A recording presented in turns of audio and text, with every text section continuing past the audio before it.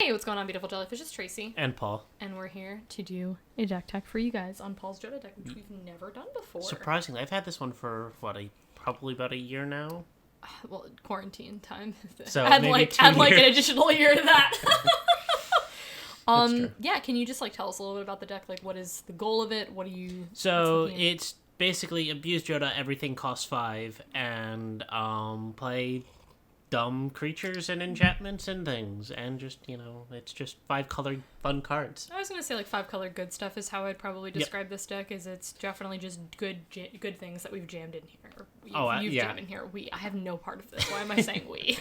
You've helped me cut cards and such. A little bit, yeah.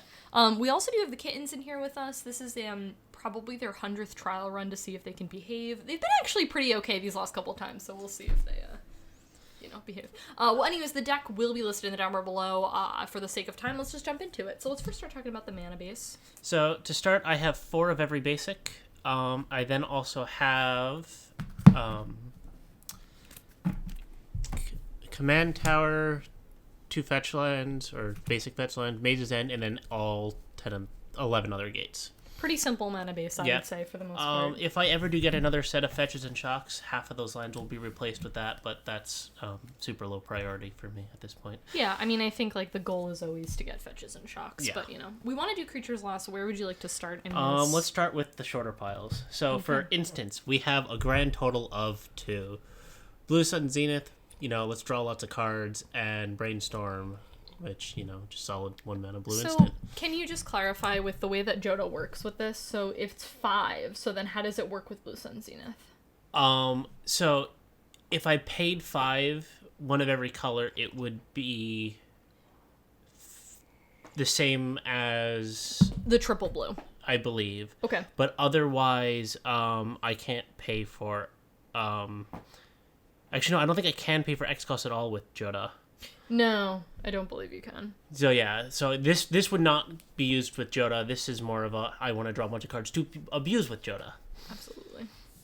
And Brainstorm, I mean. Yeah, yeah. Next, let's go through my 4 enchantments. We have one of Tracy's old Mirror Wakes, because, it's foreign.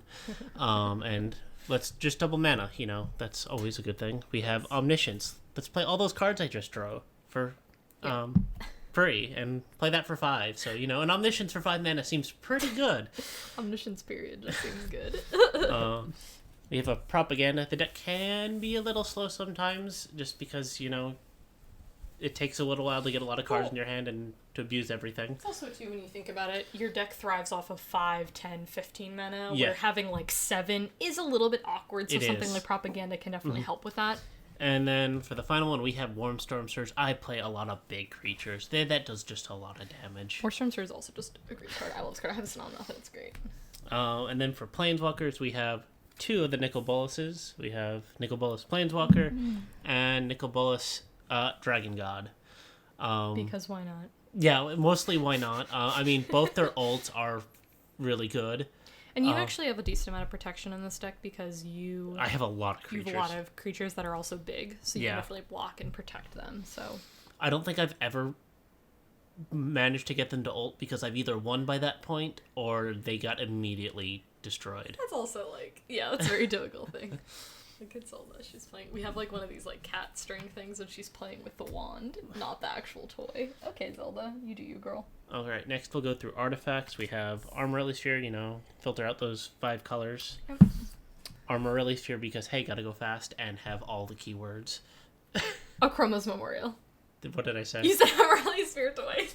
I was like, wait, hold on, what are we talking about? Yeah, this card.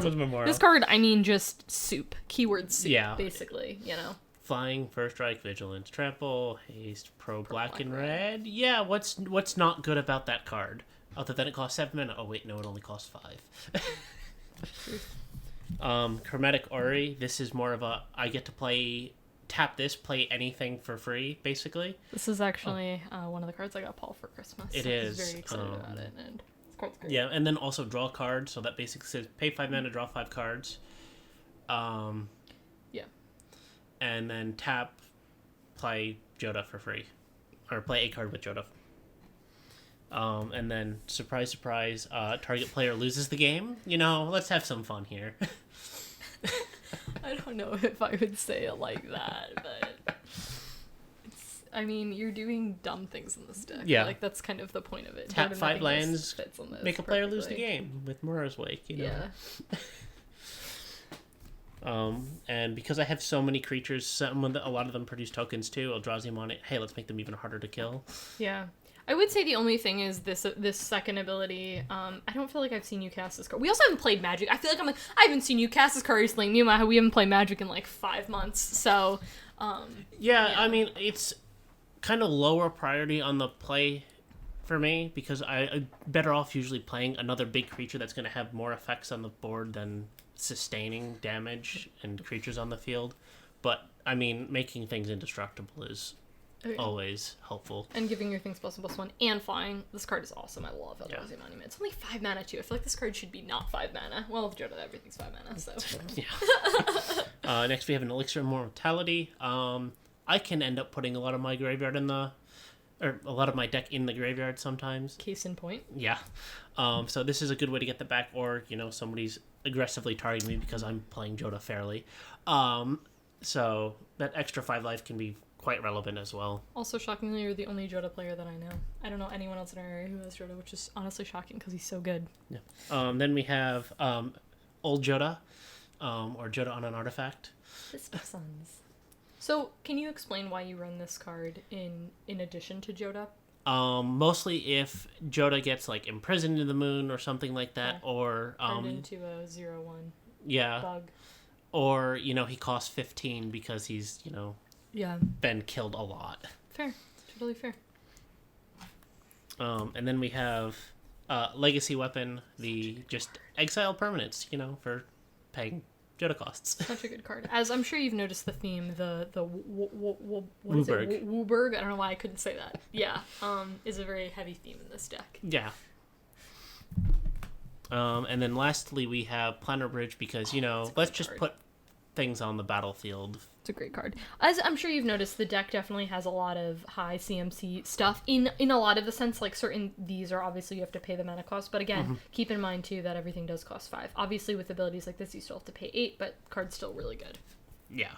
And then, if I get Omniscience out, I sell them in just for paying abilities, and it's like, okay, who cares? Yeah. Yep. So next we'll go through the next largest stack, which is sorceries. So we have Chroma's Vengeance, just board wipe, destroy things. Yep. Or you can cycle. I have done this with Angels before when I've had like three other board wipes in my hand. So it could happen. It could happen. It doesn't happen often. Conflux. This is one of my favorite cards. Good. I play this in every single one of my 5 color decks. I think I have 3 of them at this point. Such a good card. Yeah, tutor for 5 cards. And the fact that's really good with this is it only costs 5 with Jodah. So normally this costs 8. Yeah. 5, and then you can cast the stuff you get. Oh my god. For 5. So good. Yeah. 10 mana is where this. You need 10 mana in this deck to really make it shine. Oh, absolutely. I would say, because then you can cast 2 things a turn. Or if you get Mirror's Wake, you only need 5 lands, and that's just fast. Very true, Mars Wake. And then I have Cultivate. Let's fetch out some more basics. Basic, great card. Deadly Tempest, another board wipe, and make each player lose life. So hey, let's accomplish 2 goals at once. And you also too, I will note with this, you're not playing this like white weenies deck. You're playing like big dumb things. Yes. So realistically, you're probably gonna lose a little bit of life, which is also a small. I don't cost think to I'm pay. often gonna lose more than 4 life when I play this. Exactly. Like I'm not gonna be playing this when I have a token gen or lots of things. So this will sit in my hand at that point. But yes. Exactly. Another board wipe, Toon Blast. I mean, this just with Jodah, because you pick Jodah and then you destroy everything else. Yep. Like, I'm not a huge fan of Doom Blast. However, I like it in this deck because you pick your commander and then... Yeah. Yeah. Or if I had something else, he was already destroyed and I had a couple indestructible things and then something else, I might, just do that. Explosive Edge, another search for basics. Yep. In Gurg's Wake, this is one of my favorite board wipes because it's one-sided board wipe and none of my stuff gets touched. And again, it only costs 5 with this deck. Just don't pay attention to that. I feel like some people are going to watch this and like get oh my god, the CMC's in this deck. Like, no, everything costs 5. It's fine. 5 or less. Yeah, seriously. Then we have Kadama's Reach. Again, gotta get those lands out as fast as I can. Absolutely. Ponder, no surprise. Preordain, again, also no surprise. Primeval's Glorious Rebirth. This is really good because a good chunk of my creatures are legendary. Some of those enchantments are legacy. Legendary, not legacy. I don't know why I said legacy. You're thinking legacy weapon, I think. Yes. I think that is legendary. That is legendary. But so I can get a huge chunk of my graveyard back from my graveyard to the battlefield. The only downside to this card is you need that legendary source, legendary creature or planeswalker on the field in order for to cast this. But again, that's just cast my commander, play this for 5. So it's usually not a problem, but it depending on what's gone in the late game, it could be a problem. Absolutely. Then we have Rampant Growth, Shard Convergence, more mana filtering and fixing, and Shard Convergence is probably one of my favorite cards to run in like 4 or 5 color decks. Get everything but a forest. Yep. Which you already have the forest. And I believe that one's non-basic too, or is that one basic? This one is they are non-basic. Yeah, so if I got all the shocks, that would be really, really good. Yeah, that's a project that's definitely coming. And then finally for Sorceries, we have Winds of Wrath, another board wipe. And they can't be regened. Yeah. And yeah, this card's great. Now for the best part in my personal the opinion, creatures. Which is creatures. The 32 creatures in the deck. I didn't see it on tapped out, but it'll be listed down below. I think the only thing that I have more of is lands, which is at 35. So to start, we have Arcanus. Just draw more cards. You know, hey, this deck works. The more cards you have, the better. Absolutely. This card is so much fun. I love this card so much. And this synergizes off of so many things in this deck, just because of making people lose life, and then you double the life loss, and then sometimes I can quadruple the life loss. Also, just think about it like this. You're paying 5 mana for a 6/6 flyer. Could have stopped there. Then your opponents can't gain life. Could have stopped there. And then this effect. Like... Oh, yeah. Just... This card's awesome. It's also from Battle Bond. So, it's effectively a 12/6 is really what that says. This card's great. This card's so good. Tracy doesn't typically like this card, Blood Tyrant. I don't, and I'm not saying I don't like it because I just actually don't like this card. I don't think it's a good card, in my personal opinion. I think it's fun. Fine. Every turn it gets bigger. By 3 in a typically commander game. It's like a slow burn. It's a slow burn. And then if somebody dies, it gets another 5 counters, which is a lot. Yeah. So this can get real big real fast, and then again with other things that double damage and stuff, it can sometimes one-shot people if they're not expecting it. We have Bloom Tender. Just add 5 to my pool is basically what that says. Such a good card in this deck. Definitely a staple. If you're building Jodah, you need Bloom Tender. Coiling Oracle, you know, it's just a solid 2-drop. I feel like your deck goes from 2 mana stuff to like 8 mana stuff, and there's no middle ground. There's no in between in this deck. There doesn't need to be though, because it all costs 5 or less. Absolutely. Then we have Consecrated Sphinx, because again, you need more cards. So just all the cards. So good. Deathbringer Regent, another creature board wipe. If I were to remove a creature, this would probably be one of the first to remove. It's one on your chopping block. I like to call the chopping block as like you're going to take it out once you get something better. Because I also think too that again the problem with this deck is the fact that you could run anything. Yeah. And so you really could literally do anything. Mm-hmm. And so where do you draw the line? You know what I mean? So this card's good. It's just there might be something that's just well, and the other thing is with this one, it destroys the board if there are 5 or more creatures in a commander game. That's everybody has 1 creature. Basically, so that's very likely to happen, and so this will end up sitting in my hand sometimes, and so that's why this is probably one of the first on my chopping block. Fair. Probably my favorite card. I've made so many decks just so I can play this card. Back when we played Kitchen Table 60, I think I made 4 different decks using Dragon Broodmothers for different reasons. I also feel like this card is a very underrated dragon. Not a lot of people know, I feel like, about this dragon. I mean, each upkeep you make a 1/1 dragon that has Devour 2. It's also each upkeep, so it's not just opponents, yeah. It's not yours, it's every single upkeep. Oh, hello, princess. We have a cat sniffing the camera. We might make a cat appearance, perhaps? Let's see. We're going to keep rolling with it, but she might make a... You guys can't see her, but she's like literally right here. And then we have Elish Norn. I mean, I don't think this card needs an introduction or anything. It's Elish Norn. I think that was a really good explanation. Well, there was a cat ear on the camera. Also, kind of necessary in any big stompy decks. Elvish Piper. It's a good card. Pay 1, put a creature into play. Yeah. We have Gisela. Let's double my damage and have everybody else's damage. So, I mean, this is just...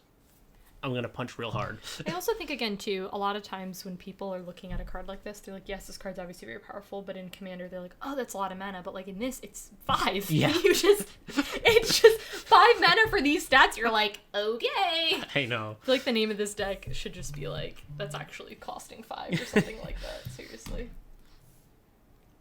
All right. Next we have Inkai's Serpent of Oni. This is fun. You don't get to do it very often. I don't think I've ever used the ninjutsu with this card, but I've definitely used that main ability to steal things, and so that's fun. And it's got regenerate. Yeah.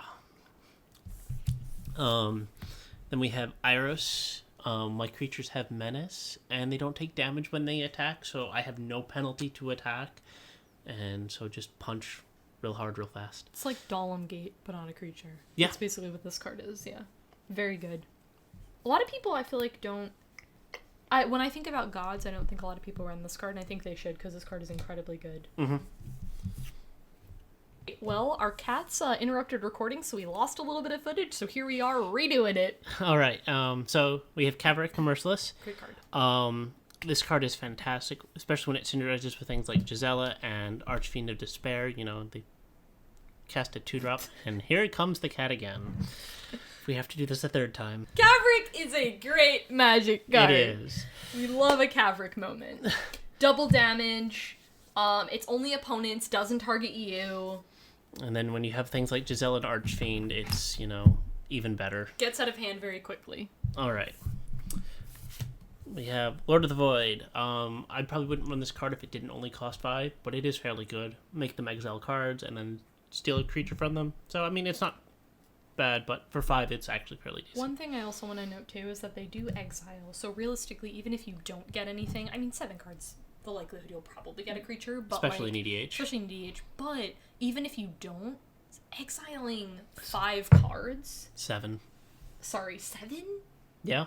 Couple of hits from this. And that's, you know, I mean, that's almost a 10th of the deck. And especially if you can after you start with 7 cards in your hand, you're not playing this till at least turn 5. That's a good chunk of the deck that's just got knocked out. Absolutely. We have our friend Mugis, the God of Slaughter. So we had a really wonderful creative rant that we just went on about the deck. Not rant, but we just basically said how this deck is very much well-rounded in the sense that it's like jack of all trades, you know? You can't step in the same river twice, right? Like, you're dipping into all these different things. You've got sacrifice, you've got I'm gonna exile things, you've got D&T, you've got double damage, you know, you have so many different things this deck is doing, and then you were saying about... The deck doesn't often play the same way twice. No, which is great. Which is a lot of fun, especially in the early game, because that's, you know, most games can end... Some games will end very quickly, and so when you get the different starts, it can be fun. Some of them are slow, some of them are real fast. I think I've had a game where I had 3 permanents out on turn 6, and just that was basically the end of the game. You also, this deck too is like, it could be a 6, this deck could be a 4, depending on it, because if you're playing against someone who kills you very quickly, you're not able to do a whole lot. But if the later this game the game goes, the better this deck becomes, because you have like 15 mana on board. You know, you're popping out 3 things with Jodah a turn. Yeah. That's crazy. Next we have Muldrotha, which is you blow up the board, or I blow up the board. I get to play things back from my graveyard for 5. So, hey. And you can pay this card with Jodah. Yep. You can pay the cost, which is great. And that's for each type, too, so I can get a creature, an enchantment, and a land, and just keep bringing things back. Absolutely. Next we have Omnixilis. And just, it hurts people when they tutor, and people love to tutor in EDH. So, Guilty. and that 10 damage, that adds up real fast. Yeah, this card is, again, you know, it's got a lot of different things. We got the flying, we got the trample, we got the 10 life lost, we got the, or the sack a creature, we got the, he becomes bigger. Yeah. What's not to like about Omnixus? Nothing. Then we have Platinum Angel. Yeah. I can't lose, opponents can't win. It will stall the game sometimes for a couple turns until it gets removed. It's also an artifact, so it's susceptible to being removed. Yeah. And a creature, and it's also just really good, so, but great card. Then we have the biggest of the Titans. Prague. Or other than Eldrazi Titans. But Progenitus, the 10/10 for 5. Like, when you just think about that statement, a 10/10 for 5 that's got pro everything, like, what? Yeah, pro everything but board wipes. Yeah. Which is kind of sad. So, question. How does this synergize with Muldrotha? Can you... I pay 5. You can't, but it says pro everything, so can you target? Well, it's not targeted when it's... You don't... The protection from everything is only when it's on the battlefield. Oh. Otherwise, you wouldn't be able to tutor for it when you tutor Got your it. deck. Great point. So, that's cool. Yeah. Not that I would typically bring this back with Muldrotha. There's better targets often. Better targets than Progenitus. You heard it here, folks. Paul said it, not me. And then we have Prime Speaker Zagana, which with cards like Progenitus, draw 11 cards. Love Yeah. Prime Speaker. We were just saying before we got cut off because the cat ended the video. I feel like Prime Speaker is like, if you're running these colors, you should be running this card. Absolutely. It's so great. Even drawing like 4 cards off of this. I mean, with Jodah, if you have Jodah, you draw 5, which is still very good. I love Prime Speaker. Next we have Rubina Soulsinger. Oh, yes. Just steal your cards and they're now mine. Love her. She's so fun. So fun. We have Sasuke the Unyielding. I get to hit 2 people for attacking 1 person. And potentially killing 2 people in 1 turn, if I can do enough damage. You got a lot of double damage things in your deck, which is really cool. This card's great. I love this card. Then we have Silent Blade Oni. This is, I get to cast cards without paying mana cost from an opponent's hand. What's not to like about stealing things that I know when people have big casting things in their hands? Seems good. Then we have Sisei, the Weatherlight Captain. I get to search for legendary permanent cards for Ruberg. And then often that's going to be a 7/7. Yeah, so I get to get most things with that. There's a few cards that are 6 drops, but I mean, I will get most things with that. Yeah. Also, too, just to talk about how she works with Jodah. +1/+1 for each color, so she'd get white with Jodah and then red and blue. So you would need green and black to maximize. But so that's already a 5. Yes. I'm sorry, that would be 4 because it's less than. Yes. And that assumes there's no other buff from like Mirar's Wake or something else. Very true. I really, really enjoy Sisei a lot. Yeah. She's very cool. Then we have Sower of Temptation. I get to steal permanents. I just like stealing permanents. That's like the side theme of the deck, is I steal your things. But I feel like, again, your deck does so many things, so one day you're like, you know what, I don't want to run Sour of Temptation anymore. I'm going to run this other card. Yeah. Like, you can do whatever you want in this deck. And probably one of the most helpful cards in the deck is Surag.